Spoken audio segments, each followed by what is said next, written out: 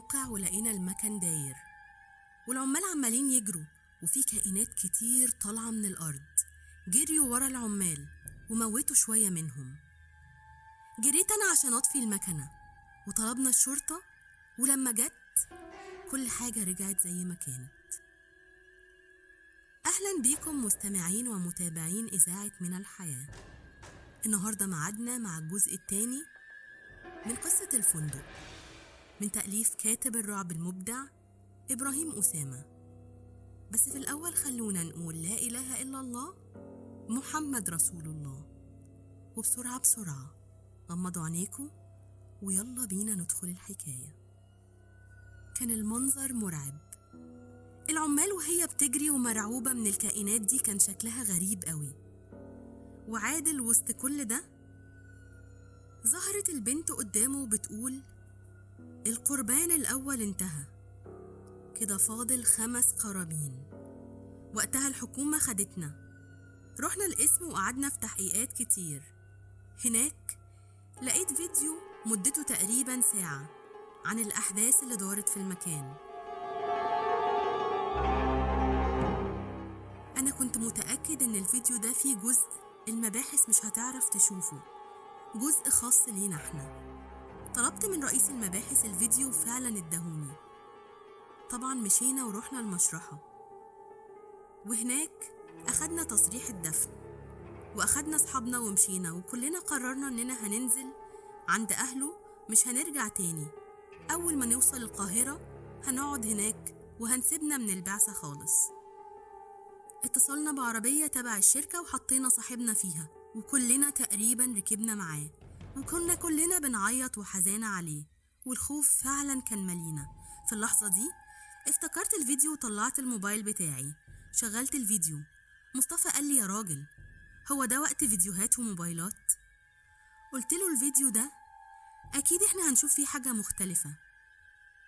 وفعلا لقينا عادل نايم، وفي كائن غريب جدا نايم جنبه، وبدأ الكائن ده يقول: القربان الأول بالجيش، الآن، اليوم، الساعة، أقسم عليكم يا خدامي على الموت الآن.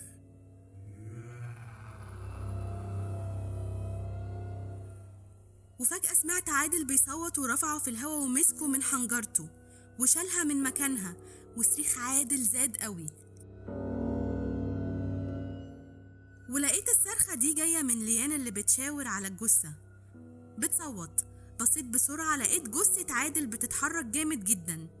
أستاذ عصام كان واقف وقال: أعوذ بالله من الشيطان الرجيم، وبدأ على طول يقرأ آية الكرسي. جثة عادل سكتت وسمعنا صوت بيقول: الآن عليكم ولكم القرآن القرآن. وفعلا وصلنا القاهرة ورحنا على بيت أهل عادل اللي كان أستاذ عصام مبلغهم في الموبايل. وصلنا الساعة 1:30 بالليل تقريبا. دخلنا وسط صويت وعياط من ليان وهدى وأهل عادل كمان. نزلنا جثة عادل وطلعنا البيت. أبوه قال لنا: إكرام الميت دفنه. وأنا بعيط قلت له: لا لا لا، الله يخليك يا عمي أرجوك، خليها الصبح. قعدنا شوية وكل واحد روح بيته. دخلت أنام. حلمت بحاجة غريبة قوي. حلمت بكائن غريب بيقولي: ارجعوا. قلت له: لا. حط ايده على دماغي. صوتت جامد قوي وحسيت بنار في دماغي. شفت امي وابويا واخواتي وليان بيتحرقوا، بيولعوا كلهم وبيموتوا. صرخت وقلت: لا لا لا، خلاص هرجع، حاضر. صحيت على رنة من ليان، بس في صوت في دماغي بيقولي: عليكم بالروح الآن. رديت والصوت في دماغي على ليان وقلت لها: الو. قالت لي: الو يا محمد، انت فين؟ قلت لها: في البيت يا ليان. طيب يلا عشان نحضر الدفنة. حاضر. قمت لبست ونزلت، رحت على بيت عادل. لقيت الفريق كله هناك. قلت لهم: هو في حد بلغ الشركة المسؤولة؟ أستاذ عصام قال لي: لا. قلت له: أنا هتصل بيهم. بعدين قابلنا أبو عادل وخدنا عادل ورحنا على المقابر، وكلنا منهارين. نزلنا عادل ووقفنا ندعي وعزينا أهل عادل ومشينا. قلت لهم أنا راجع تاني. قالوا لي وإحنا كمان راجعين. حكيت لهم على الحلم، قالوا لي إحنا كمان كلنا حلمنا نفس الحلم. لما ركبنا ووصلنا على الفندق دخلنا على موظف الاستقبال،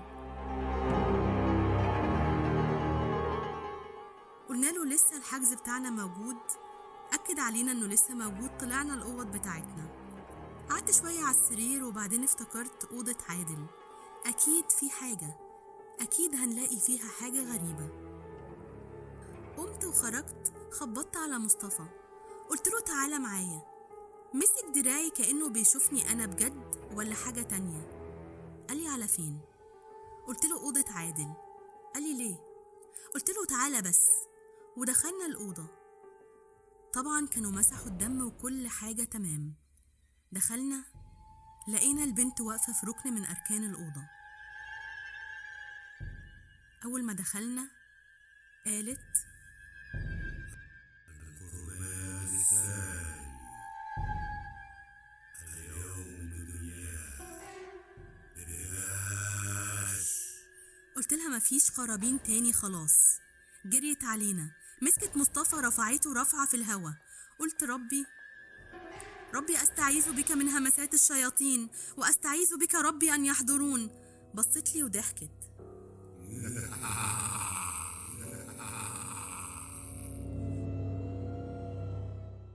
ورمت مصطفى في الأرض واختفت.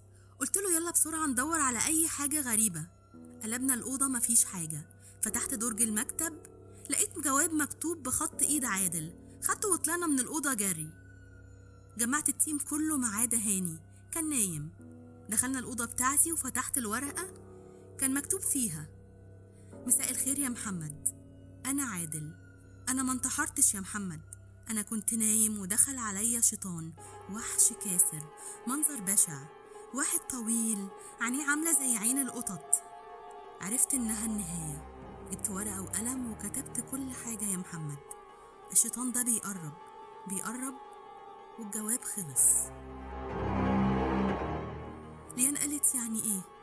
كلنا هنموت خلاص؟ هنموت؟ فجأة سمعنا حد بينادي علينا بأسمائنا، بس الصوت طالع من الحيطة بينادي علينا، وفي صرخة هزت المكان.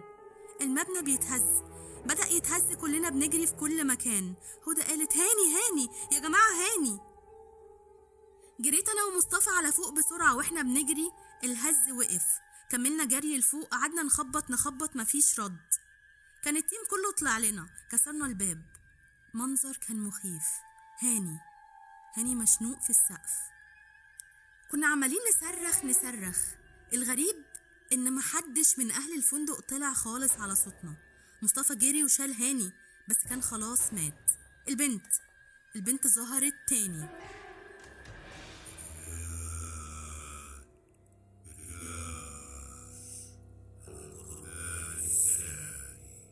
الموت حولكم. وزي ما ظهرت اختفت. نزلنا هاني وحطيناه على السرير وطلعنا، بس أنا زعقت. قلت لهم أنا هكلم الشركة قبل ما نموت كلنا. طلعت تليفوني ورنيت، حد رد وقال لي خالد معاك. مين معايا؟ أنا محمد، مساعد تاني البعثة رقم 1 في الأقصر. ازيك يا محمد، عامل ايه؟ عادل وهاني ماتوا، الحقونا يا أستاذ خالد. قربتوا تخلصوا؟ طب كويس. اتصدمت. ايه ده؟ دول بيسمعوا كلام تاني خالص غير اللي أنا بقوله. قلت له بقولك هاني وعادل ماتوا، كلنا هنموت يا أستاذ خالد. طيب كويس انكم كلكم خير، بس مش هينفع تاخدوا اجازة دلوقتي غير لما تخلصوا ده. خدوا شهر اجازة كفاية. أجازة ايه يا أستاذ خالد؟ انت بتهزر.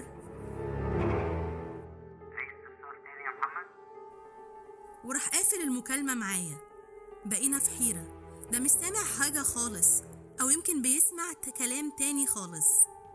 دخلنا الأوضة عندي وقعدنا نفكر ونقول هنعمل ايه دلوقتي. مصطفى قال لي مش عارف، وأستاذ عصام قال احنا لازم نتصرف وبسرعة.